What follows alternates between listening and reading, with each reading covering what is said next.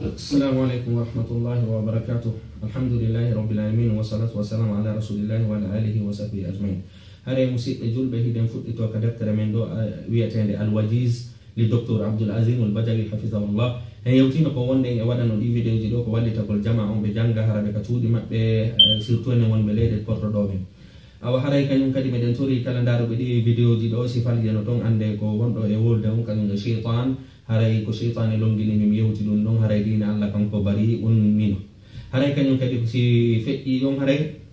meden tori kala fala be kontinde e ndaro gol di video ji do yo be abono ka chaîne haray don si men kala video mo men watti be hi ay mo automatiquement hara wona da bitigol goto e goto haray kanyum kadi si feddi don haray defte buyno jokka wadede ka YouTube fi wadi tagol jama on sabu haray leñol men golno e nokki din fo hande ka adna do haray enen kadi haysi tay woni en wata hewtitade fedditibe ben kono haray ko dum woni enen kadi ko en eto yerko wawden ko haray musibbe julbe hande en jange ko woni salatul istisqa si ndiyan akkiti saaju gol few ndiyan akkita saaju hokka few hokka tawa ha jama on e yewtino wonde ma bani adama on enen julbe ben enen innugol dum do ko naturel dum do sa yon ko ni ko ha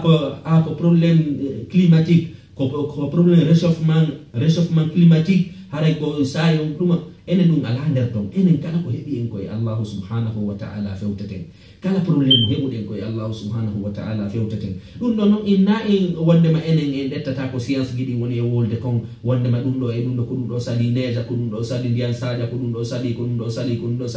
ko géographiquement haray ndesare do ndiyan wata saje de don parce que haray hinde fewtiri ka nyamo adna ko inete dum don fo hiden jabi kono non ko hombo woni wado woni beedi don ko hombo tagidi ko hombo wadi beedi fu ko Allah subhanahu wa ta'ala ko dum wadi neddo jogido hakkille on juldo on kanyum nula no maki ajaban li amri al mu'min fi juldon hawni so hebi ko modi o fewta Allah so hebi kan ko boni o munno o fewta Allah subhanahu wa ta'ala dum don ko juldo tu hertorani haray ko dum wadi sariya men on atti hali hay e fus Allah subhanahu wa ta'ala dalika dal alquran wonde madina kan ko tafsilan li kulli shay haray ko dum woni piji din fobna ton no timmi dis al yawma akmaltu lakum dinakum wa atmamtu alaykum ni'mati wa raditu lakum al islam dina Allah subhanahu wa ta'ala timminani piji din fob ko dum woni kadi o jonni en ko jonnal hay e goto ko dum woni ni'matul islam haray ko ka dina mi wiete kal islam haray jaka en andi l'islam ko inande ko accala e fu sabu l'islam no yetima sida wala de ko no walortoda ko dum jangata sida yawde ka hurgo sida nyaamude sida yaltude ka hurgo sida yawde ka yasi sida bornade tonti sida tintade sida nyaamude kala ko wadata l'islam no yetima ko fiyon sida fala kadi wadde hunde ile mali salatul istikhara landa ko Allah subhanahu wa ta'ala hal fina piji mun di fu Allah subhanahu wa ta'ala si wada hunde ne haray babul istisqa kan kadi si hokki kan kadi sabu dan diyan na yete ko nema haray no Allah subhanahu wa ta'ala nemine cae buyno woni ka adna tawata diyan ala to fiw enen hiden andi die durotode den ka meden tawi e candi di jogi don dum no fono jeya e nema wa in ta'udu ni'matallahi la tuhsuha so inni on konta e nema jalla din o wata kuntude salatul istisqa haray non ko dum woni julde yarninango dabbugol yo Allah subhanahu wa ta'ala yarnu en yo Allah subhanahu wa ta'ala jippinan en ko wiete ko hara togo idan qata al matar wilu daftar naw inni wosi tay woni togo gon taji hara hokki wa ajdabatil biladu ko woni chaede yuri hokki ustuhibba harayno hida al khuruj yaltugol ila al musalla ko woni ka julirde lil istisqa fi dabbugol yarninango o yido si goddu wadi dum enen innugol wonde ma yahen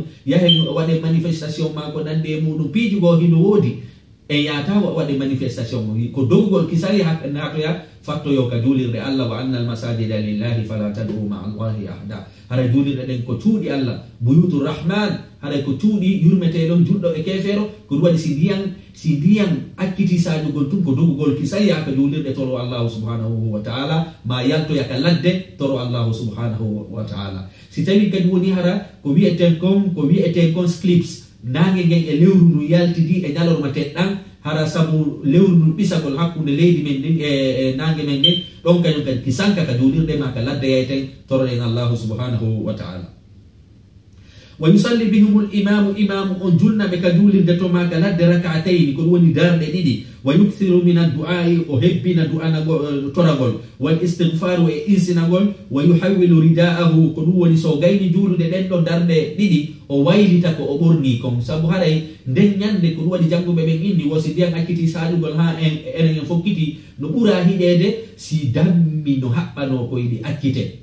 kulle kala kullum haɓɓa ko koye kum accite jama on kadi ɓornoɗa conci ma ɓuruɗi tuunude ɗin ɓornoɗa conci ma ɓuruɗu hiɗɗiɗude ɗin sabu haray e yalto e woni hollen Allah subhanahu wa taala ko en wasuɓe ko en fofuɓe ala ko ɓokkuɗen ko kanko jogui fof wallahu huwa alganiyul hamid haray ko kanko jogui alɗi walahu mirasu samawati wal ard kanko jeyi kala ngaluji khazainu samawati wal ard kanko jogui ngaluji leydi e kammu ko ɗum waɗi haray no hiɗa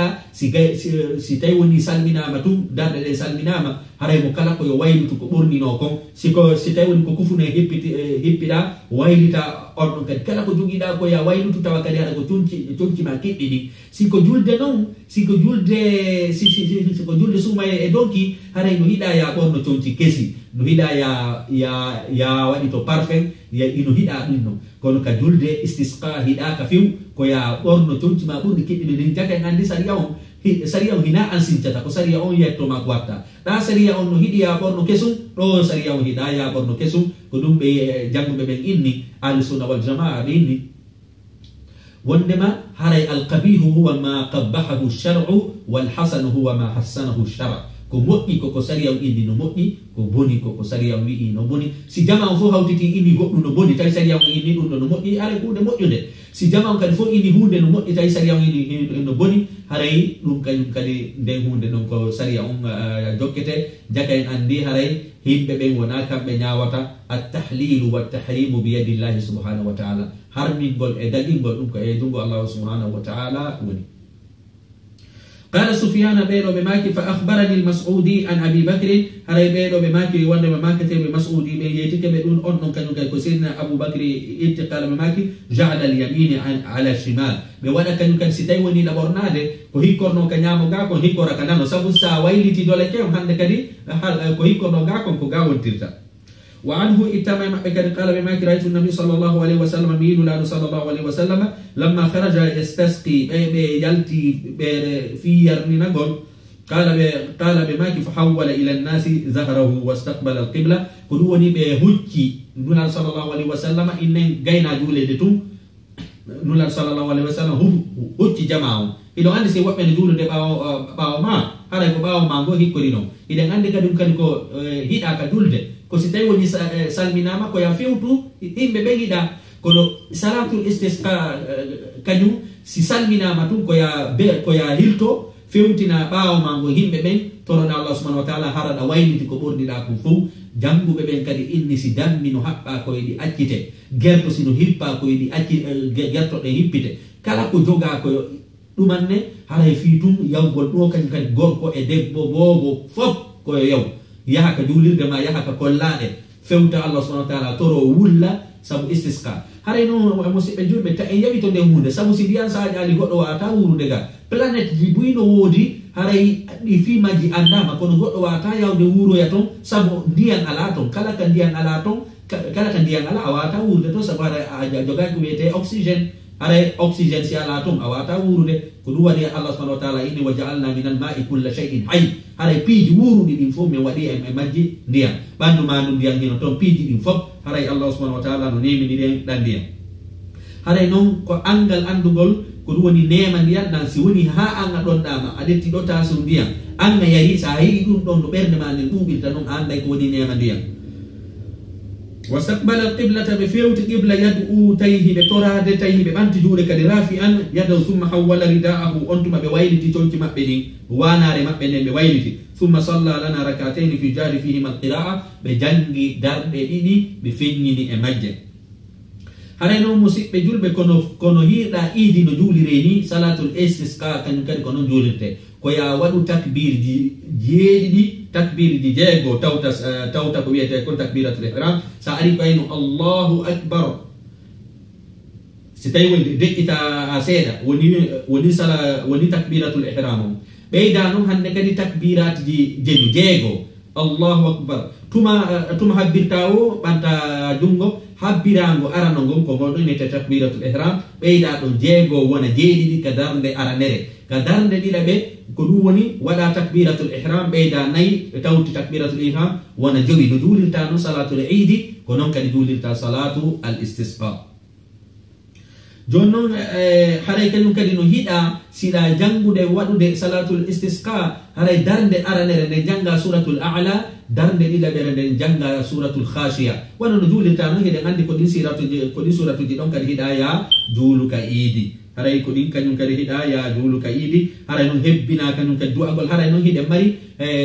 sigaji ɓuyi hiɗen mari hadisaji ɓuyi yettiɗima façon ji du'awu no du'ortoɗa ɓeyda allahumma akhisni allah subhanahu wa taala ko woni saƴinan men ndiyan haray on tigi hirtoto ka defte jane riwayaji ɓuyi no wodi kala mo waɗɗa haray no hawri si tawi woni a hunjaki tororoɗa allah no wawiɗa o saabu haray nde julde ɗo ko ɗaɓɓa ko yaltugol holla allah ko miskinu ko a fakir hay pusko marɗa ala si wona allah subhanahu wa taala yo o yurmema o saƴina ɗuma ndiyan nan haray noon musidɓe julɓe haray ko ɗum ɗo inete salatul istisqa haray ɗo kañum kadi ko darɗe ɗiɗi juulata waɗa takbiratul ihram on waɗa go'o ɓeyda ɗon takbiratji jeego tuma ɓeyda tuma habbirta o ɓanta juuɗe ɗen janga ha gasa si tawi woni an gayni darde nde a ɓantanoyi ke ɗiɗaɓere nden habbira aranongol ɓeyda kadi nayyi wona ɗi jowi ko ɗum woni darde arandere nden takbiratji ɗin koɗi jeeɗiɗi darde ɗiɗaɓere ɗen koɗi jowi sa salmini hucca hande kadi towno juuɗe mon ɗen fewtoñi allah subhanahu wa taala toro ɗon hiɗo wawi julde ɗon ka juulirde hiɗo wawi julde ka ladde ɗum ɗon kañum kadi hara on fu ɗon wayniti tonci mon ɗin janguɓe ɓen kadi no inni wondema ko ɓuura hiɗede ɗo yo yaw ton ñawlinoɗo goɗɗo fo koyo jonnutuɗum sali yoɓude koyo jonnutuɗum tonunoɗo goɗɗo fof koyo on tigui jindoye mo kala ina accana haqqe ko tuma fof gayni weldutude wosi yayi saabu haray tooñe kañum kadi musidɓe julɓe no wawi wonde saabu ndiyan acca saɗude tooñe haray hino wawi jippingol balawuji tooñe no wawi jippinde nawnareji hoore jama o haray ko ɗum waɗi aray hikko ko wonɗen e nande ka leyɗe nawnaje e ko nande muɗum e angal e ndiyan hino ari yooli jama fof buyi e muɗum ko e tooñe hikkori sabu tooñe ko hunde hulɓinde allah subhanahu wa taala ko ɗum o daali e hadisul qudusi inni haramtu zulma aleykum fala tazalamu harani haldinani on ko wiyete tooñe wota on tooñu allah daali kadi inna shirka la zulmun azim haray musidɓe julɓe haray en andi jaka naya ñawlo goɗɗo ma piirida e goɗɗo ma tooña goɗɗo innon hino yawde salatul istisqa sabu haray allah subhanahu wa taala no wawi salade sañingol ndiyan sabu ma ko ɗum waɗi haray no hiɗa yo jama on weldutu kulle ɗen accite kala ko woni ɗum accite jama on waylita ko ɓorni kon fewte allah toro holla waɓa miskinan kaku mum ɗum haray musidɓe julɗe ko ɗum ɗo kañum kadi tora fika salatul istisqa yo allahu subhanahu wa taala okku en nema ndiyan haray noon buyno weddite on nema ɗon kono haray wallahi ko nema mawnuɗo saabu si goɗɗo heɓali ndiyan on tigi wawata wurude haray nemaji allah ɗin koko allah daali kom wa in tauddu nicmata allahi la tuhsuha allah daali fa bi ayi alai rabbikuma tukadiban ko honnum addi onon himɓe e jinna yon finnu nemaji allah ɗin subhanahu wa taala hiɗen tori allah wongol himɓe yettaɓe allahu subhanahu wa taala e nemaji makko ɗin fof nema cellal nema guite nema kine nema ko ɗum hunduko nema koyɗe e juuɗe e moodi nemaji ɗin fof kokoɗo daali ko wanta on du nicmatallahi la tuhsuha so ini on konta e nemaji allah ɗin on watawa kontude musidɓe julɓe hiɗen tori kala darde ɗi vidéo ji ɗo hara hiɗen toriɓe du'a o hara hiɗen tori kadi en fof yo allah fottindin en yo allah waɗi en hunde wotere yo allah ɓuttinka meɗen yo allah feppindin ɓerɗe meɗen yo allah foolin julɗo kala ka o hikkori walla julɗo kala ka o hikkori tawa kadi wedditiɓe e dina kan yo allah fewtin dina kan ka ɓerɗe maɓɓe saabu haray hande hiɗen mari musidɓe buy surtout e golleñol men hari andiraka piiji bus kono hande sen daarigol wallahi on tigi wawa on tigi jooɗoto wulla saabu haray wallahi haray pinal men ngal enen lorru en saabu haray piiji si tawi woni anga fini ha tawi ko yeddugol allahu subhanahu wa taala sen daari worɓe ɓen hande e sonna ɓen ka dawle muɗum e ko nande ɗin ɗon piiji worɓe ɓen kañum kadi ko woni e waɗude en tawa wallahi haray en andira ɗum ɗon mawɓe men ɓen haray hilan hatta ɗo hiɗen tori allah subhanahu wa taala allahumma ruddana ila dinika raddan jamila allah artir men ka dina ma no moƴƴiri haray miɗo hatta ɗo wassalamu aleykum wa rahmatullahi wa barakatuh